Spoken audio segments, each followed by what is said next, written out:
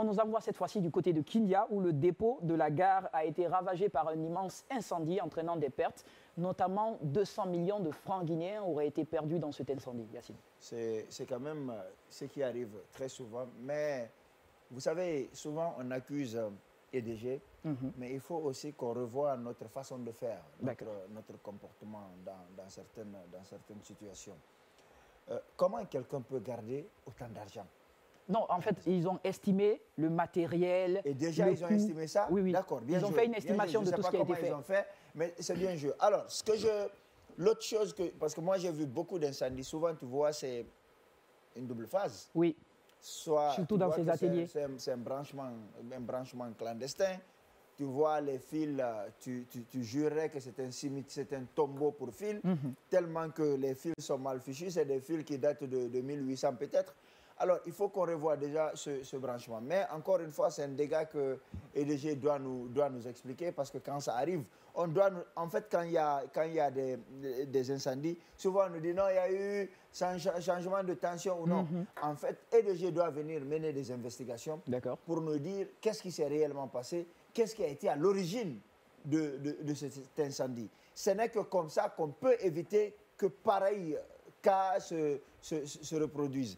Mais si ça ne se fait pas, bah, ça ne peut qu'être comme ça. Mais en même temps, on investit plus de 400 millions de dollars par an dans EDG pour ne pas avoir l'électricité. Quand on l'a pour avoir des pertes en vie humaine, à un moment donné, on se dit, ben, est-ce qu'il ne faudrait pas trouver une autre solution, assigner notre objectif à EDG et passer à autre chose? Parce qu'on avait ce gel. Ici, à un moment donné, on avait moins de problèmes avec la Sogel.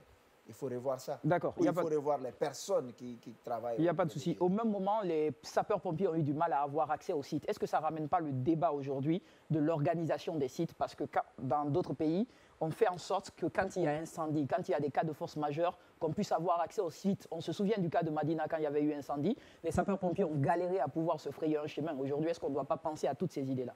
Ils ont toujours galéré de toute façon.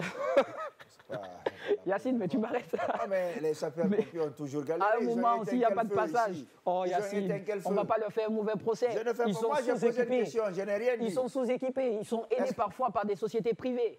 D'accord, ils sont sous-équipés. Donc, on est d'accord qu'ils ont toujours eu des problèmes. Oui. Voilà, il ne faut pas qu'on accuse Jean-Paul, Jean-Pierre ou Tansampion. Aujourd'hui, ils sont mal équipés. Je ne sais pas s'ils sont bien formés, puisque je n'ai pas testé leur formation, mais je vois quand même à chaque fois qu'il y a incendie, ils arrivent, quand même tout part en fumée, en feu. Non, mais cette fois-ci, ils ont été salués du côté de Kindia. Vraiment, on les a remerciés. Salués, mais il y a quand même eu 200 millions qu'on a perdu. Tout est parti à rouge. Je ne sais pas qui les a salués, si ces gens-là sont membres de leur famille ou si... Yacine, t'es terrible. Ça arrive. Ils avaient du mal à accéder au site. En même temps, aujourd'hui, en fait, c'est de leur rendre service que de dire qu'ils ne sont pas efficaces sur le terrain. Oui. Tu as vu l'incendie qui s'est passé en Australie? Si on devait avoir le même type d'incendie, qu'est-ce qui va se passer? Non, il faut en fait, c'est grave, il faut dénoncer. Tu vois qu'on a créé partout. Tu vois des branchements clandestins. Tu vois des stations qui sont entourées par des habitations. Tu vois Tombo, en ville. Tu vois le truc qui est là, le dépôt de carburant qui est là. Oui. Si, par malheur pour nous, quelque chose devait arriver. Très grave. Est-ce que nos sapeurs-pompiers peuvent y faire face? On n'a même pas de véhicule. À quel moment on va parler de Canadair? C'est maintenant qu'il faut dénoncer pour qu'on forme et qu'on équipe ces gens-là, parce qu'ils sont d'une importance capitale dans notre Surtout vie. ça, la protection civile, c'est quand même une unité très importante. Les sapeurs-pompiers, ce n'est pas seulement les incendies, c'est aussi parfois la régulation de la sécurité, quand il y a des animaux domestiques dans les rues, tout ce qui est sauvetage, secourisme, je pense que c'est dévolu aux sapeurs-pompiers. Équiper ces unités-là, ça serait super. Et au même moment, le préfet de Kindia a décidé de sortir toutes les machines de la zone, et il a aussi demandé qu'on cesse de couper du bois là-bas parce qu'il y aurait une zone qui a été affectée à ces coupeurs de bois, et de partir à celui indiqué. Il ne devrait pas demander. Il ne devrait pas demander parce qu'il y a une loi. On a dit ici c'est interdit. D'accord. Voici l'endroit où vous pouvez travailler. Si tu laisses l'endroit là, tu vois là où c'est interdit, on ne devrait pas te dire autre chose. C'est de te prendre et de te mettre devant la loi. En fait, il faut qu'on apprenne à faire parler la loi. Tant qu'on pense que Dieu est guinéen, on ne va pas s'en sortir.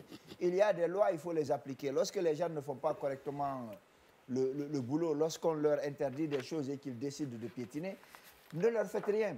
Mettez-leur à la disposition de la loi. Des services compétents. Et voilà, et ils vont se justifier là. Il faut arrêter de non, il ne faut pas faire. Il n'y a pas de souci. Voilà. J'espère que ça va bien se passer du côté de Kindia. Nous, ce qu'on va faire, on va maintenant s'intéresser